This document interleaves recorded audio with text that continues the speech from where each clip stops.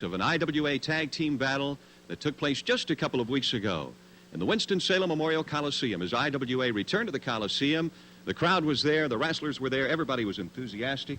And as our special guest commentator on this edition of I.W.A. Championship Wrestling, you are looking now and will be listening to one half of the I.W.A. tag team title holders. Johnny Powers, welcome to another edition of I.W.A. Championship Wrestling. He will be Mike's side. We're going to be commenting on the match. I know it's still fresh in your mind. And if our director now, Mr. Weevil, will roll the tape, we'll watch highlights along with you of the match between Johnny Powers and Nick DeCarlo and the Cuban Assassins just a couple of weeks ago, Johnny, as I.W.A. returned to the Coliseum. And right now, the Cuban Assassins, along with you and Mr. DeCarlo, are in the ring. And, of course, over on the left of the screen, you see one bad boy, Billy Hines, their manager. And he's been a real nemesis for Powers for the last year. He's a little guy that gets in a big way all the time. He is there in front of you, behind you, beside you. But finally, we had Hines, after many, many months of negotiating, we got the promoters of I.W.A. to insist that if he was going to be ringside, that it would be contained somehow. And we asked for an 8-foot cage, and that's where Mr. Hines is right now, being put in the cage. And there's no way that little dude's even going to climb over the top of it. This was because he fussed with so many matches, single matches that I've been involved in, and other wrestlers like Nick. He was involved many times when ex-champions, the Tyler boys, were involved in their matches. He just fussed a lot at the matches and could create a lot of havoc with them. And, of course, makes it 3 against 2. Yes. In this case, now we've got 2 on 2. DeCarlo and Powers and the Cuban Assassins. And you might want to comment on the Cuban Assassins. They're a new group to this area. They've wrestled all over the country. And right now they are stalking the ring, as it were. That's exactly what they appear to do. This is the first time I had seen them in the flesh. I'd seen publicity shots on them. Enormous energy levels. They were constantly moving around the ring and climbing the ropes. They were doing that before the match. During the match, the wrestling fans will just see just what a finely conditioned pair these two are. They have enormous ring sinks. They are all over the ring, but seem to know what they're doing most of the time. And Nick and I had our hands full for sure with this. I understand that they're brothers. It's a little hard to communicate. One, I don't talk to Hines, and 2, I understand that their contract is being renegotiated with the General, Big Bad John, and I'm certainly not about to talk that lout. And the names, I believe, are Acevedo. One is called Angel, another Roao, and the bigger of the 2 is Angel, I understand, and an Angel he isn't, as a lot of wrestling fans will find out. He might be back home an Angel, but he certainly wasn't in the Winston-Salem Coliseum that night. They have a great success record all through South America. They had come up through, I understand, the East Coast, stateside. I think it shows you just how well-rounded I.W.A. is on that international flavor. You know? From Italians like Nick to Canadians, to Canucks like myself, and to the Cubans, to von Stroheim as a German. There are just numerous wrestlers. There's a number of Japanese wrestlers in the process that understand their contracts are being negotiated with the I.W.A. promoters to come into the area. There is a new Indian wrestler that's coming in shortly, Pistol Pez Watley, who was in the match we mentioned previously. Last week. Right, great. He's an All-American fellow for sure. University of Tennessee, former Tennessee AAU amateur wrestling champion, state champion, and just a super dude. The I.W.A. ranks are becoming even more rounded and powerful with a new and increased lineup of wrestling stars. the referee here, I listened to the referee. One, there was a communication problem. I don't know if they speak English at all, or if they do, how much. He was trying to direct them and get some kind of order in the ring, and it wasn't happening for a number of minutes there. And we're underway. There's your partner, DeCarlo. There's an example of Ringside, of the other partner coming into the ring, going out again, just to get you mentally off balance, right? While his partner is having a chance to assess you and set you up for something. He's coming into the ring. Watch this move. What he really fakes him out well. It looks like he's going for arm drag. He ducks down and gets his man in position. Good move. Nick is we're like brothers now. We just think as one. Both of us are basically individuals from the standpoint of liking to function in the ring in singles competition. But it just gelled so well, the wrestling strategy and his ability in the ring and his just fine sense of ring timing. And I think we complement each other. Nick is a barrel-chested young fellow, great upper body strength, and does good moves with side headlocks and any kind of upper body ring strategy. Plus, he has, I'd say, one of the finest drop kicks in the business. Now he's on the disadvantage for sure, but how he pays off the top here. Cuban came down, and as he's come through the air, hit both heels on the table, which was about 2.5, 3 foot above the concrete there, and then went down. So, and there's Billy Hines rattling his cage. not enjoying the proceedings at this moment. Right. Referee is Jim Dotson, and the count is on. Jim Dotson had a hard time. A referee's position is a lousy position to be in, especially in a tag match.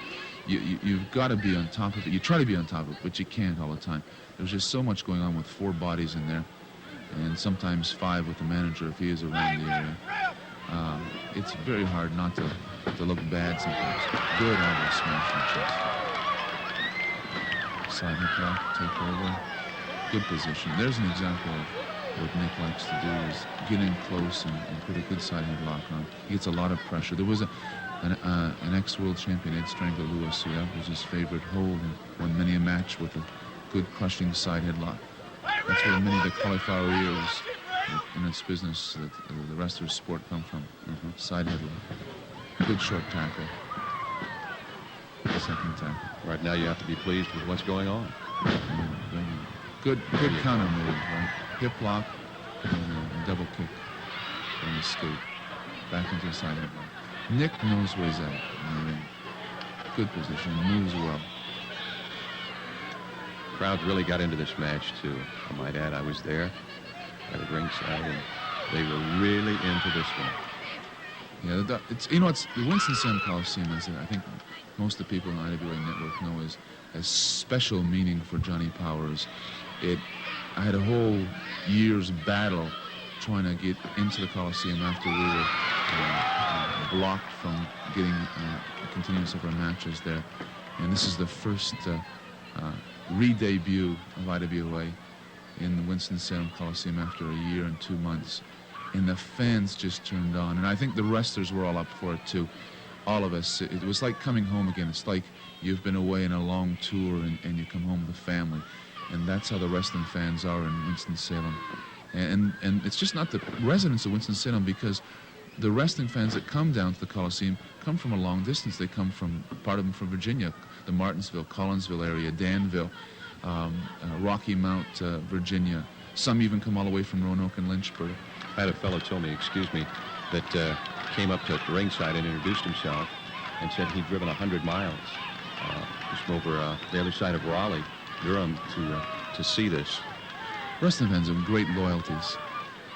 That whole surrounding area, up north at Mount Airy area, and King and over there, and Salisbury, Lexington, all over, other side of Greensboro and other side Burlington. Just the wrestling in this marketplace is just well supported if you give them the right product. And I think I.W.A., the matchmakers and the promoters are doing just that. They're doing a fine job with putting together exciting matches and bringing in good talent that it has an enormous appeal for this marketplace that's different and new and unique, and many times controversial, like the two Cuban Assassins. This is a different move, a dive on an arm when he's got it in a strange position. It doesn't take much to do a lot of damage to the joint areas, the elbows and the knees. And you can Hard kick right there to the back of the neck. Bust up and do a lot of harm to the ligaments and tendons with just a small amount of force. These fellows are not enormously tall, but powerful they are. I'd guess they're somewhere around the 5'10", 5'11" mark, weighing in somewhere around 225, 230. But do they move? And here's an example of double teaming. The referee should have been a little tighter on this, but it's hard to fault him for it because it's just the control in the tag team matches is very, very hard. Tag is made, and there you are. The tag was made, but Jim Dotson Didn't see it? did not see the tag. And you should have heard the fans and Powers yell here. I'm trying to point to take a look. There's hundreds and hundreds and thousands of fans up there, and they're bearing witness to the tag. And the referee says, if I didn't see it, I didn't see it. Strong move on that left arm.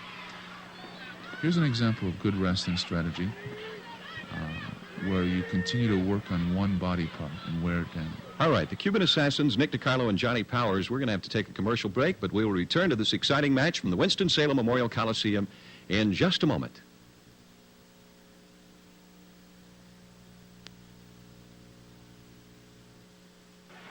All right, we've taken our commercial break, and Johnny, we're right back to the action.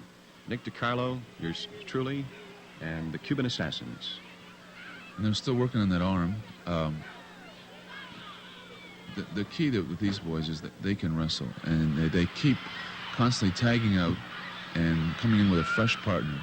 And if you can do that, good time. Now the referee should have seen that time.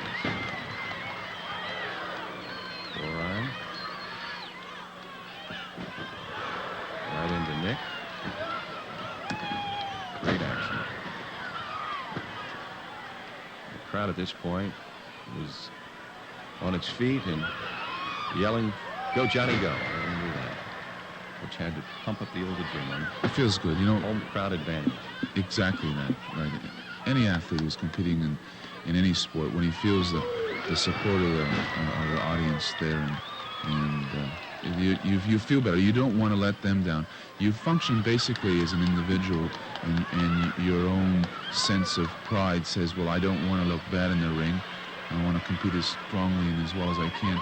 But when you've got a bunch of people there that are kind of looking out for you and looking after you to support-wise, you just let out a little better.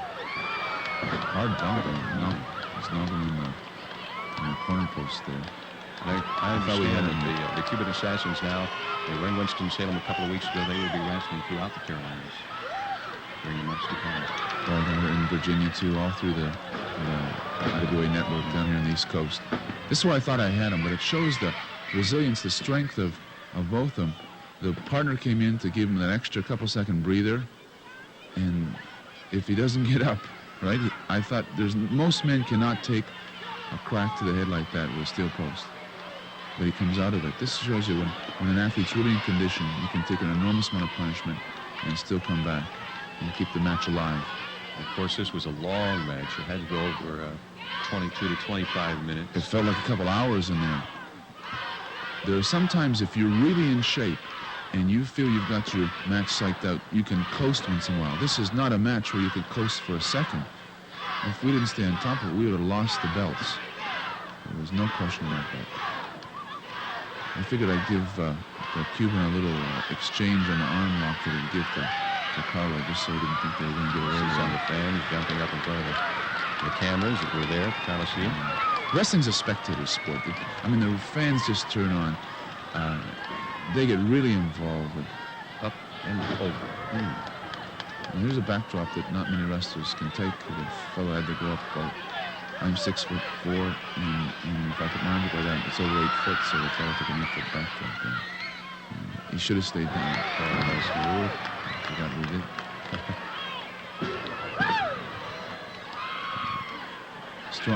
Strong fellows. they're all over the ring, and it's hard to stay on top of them. The fans, a lot of the fans didn't sit down for the whole match, I don't think. Huh? That's right. It's so hot. You talk about if anybody's ever boxed, and I know every kid in the country has boxed a round. One round, which is like 3 minutes. And you're just You're beat. Yeah. But this goes on for like 22 to 25 minutes. It was very, very warm under the lights. And of course, when you're taking in and out of the ring, when you're taking shots, sooner or later somebody's going to have to throw in the towel. It's an example, too, of for all the wrestling fans that are used to watching studio matches that are taking various locations around the country. This is an example of the atmosphere that's in the arenas and coliseums, and why you should come out when the wrestling matches come to your area. There's a whole different feel and flavor to it in a coliseum environment where there's thousands of people and the fans just make sometimes the building literally vibrate, and the different effects, the lighting effect is different. It's when you're just seeing the studio environment, you see, or a TV auditorium, you might see 200 or 300 or 400 people sometimes, but here you see literally thousands of people, and they're just, you really get into it, and this is what makes the wrestling fans come out. Once he's come down, he's seen the product as this is here on the Coliseum. They just keep on coming out. I thought this was it, but off the top rope. And that is why the I.W.A. promoters decided to go out and tape this match in Winston-Salem, so we could put it on television along the I.W.A. network and let the fans just see the match from the Coliseum standpoint. And of course, you don't have the time limit. On television, we're working on an hour. Right. And so you don't, some of these matches, the last 3 I know at the Coliseum were hour time limits. So in every match, I think the last 3 went over 20 minutes. And of course, on television, when you are restricted to an hour of TV time, you cannot have a match that goes on and on and on and on. Because of the time. There's different times. There are 15 and 20 minute time limit matches on television. Besides the atmosphere you're talking about that you get in the Coliseum, where you have and you see large top crowds. And you see top matchmaking too. The promoters go all out to make sure that their matchmakers come up with exciting combinations, and that the fans will want to see and come down and get good box office results, because that's where a promoter is really at, right? He's interested in a lot of people coming down, so he's got to supply a good product in the Coliseum arena. Got to pay those bills, like any business. And of course, we've got a great match coming up, so stay with us. You're going to see the magnificent Zulu, and he is that, against Dick the Bulldog Brower on this hour. Big dude. Yeah. Yes, he is. And there's an example. The referee should have been a little tighter in that. If they're going to, another man's going to come in, it should be a legal tag. He's got like a basic claw hold there. Yeah, it's a nerve hold that digs deep in the side of the neck and into the trapezius area. And smart. Right off the top rope. Now, right now, you don't like to watch this. This not great fond of memories here. He's got a leg grapevine on and an arm bar, and doing a good job on me. And the body weight, I probably outweighed him by maybe 10, 15 pounds. But the way he's positioned on top, it's hard. You can tell I was doing my best to get out of it. And I'm not moving very far because he's got a good leg grapevine on me. Good position. And this is an example where you can ride your man and wear him out. He's got to lift your body weight and his body weight too, right? So he's got a double workload there. Straight arm bar. And now you've been in the ring a good 6 to 8 minutes. Right. Good ring strategy, both assassins. A hard team to work against. Very hard team to wrestle. Just a couple of weeks ago in the Winston-Salem Memorial Coliseum, taped highlights of the tag team championship battle between Nick DeCarlo, Johnny Powers, the current I.W.A. tag team title holders, and the Cuban Assassins, We also want to make mention that I.W.A. Wrestling will be returning to Winston-Salem May the 27th. That's a Friday night at 8:30 with an all-star lineup. I understand Zulu is returning, and Hez Watley, and Big Bad John, Brower, you'll be there, DeCarlo, Sohan, Danny Little Bear, who's a new wrestler to the area. Right. It's going to be a great program. May the 27th at 8:30. It's a Friday night.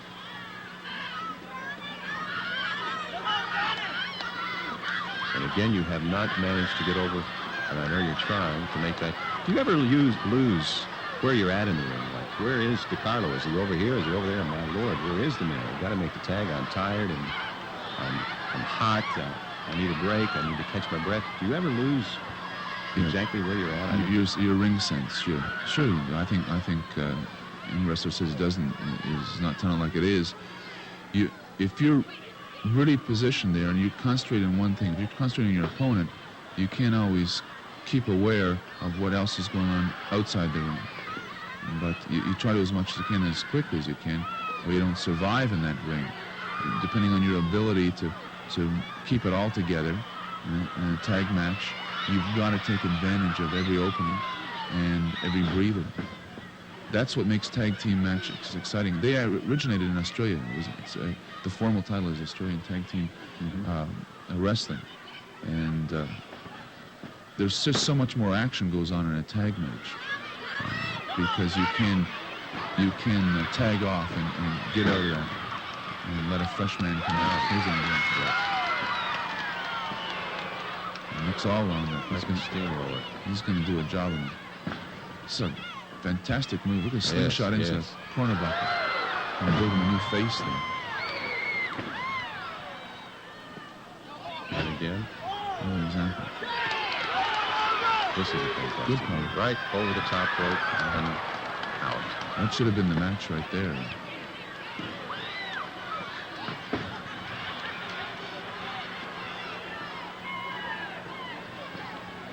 And another good form smash. Good shot. We got them both out. Here comes number one and number two. I don't know their names either. Hard to tell them apart. Suplex. Oh. Good setup for finishing. He came back. Short tackles. Side.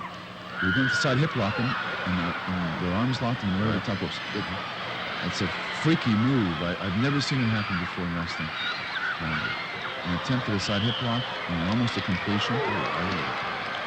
That was the other assassin going to try to double team Nick on the floor. And all just four wasn't going to happen as long as I now. could walk.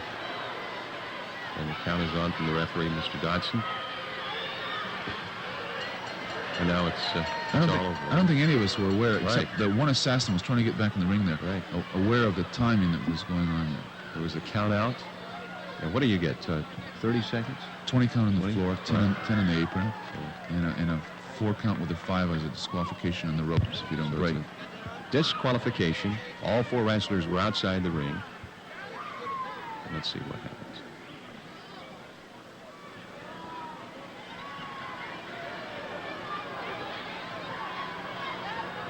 And neither Nick and I were aware of.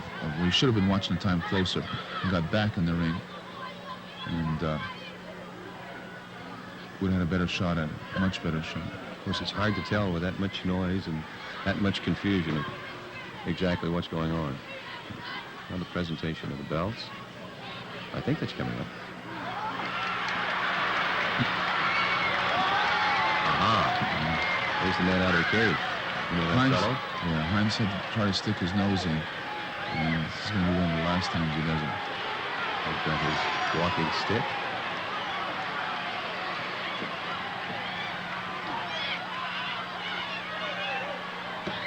Right now he's bleeding, crying. Up and over. Look at the fans standing Yes. I love this. Like a sack of potatoes.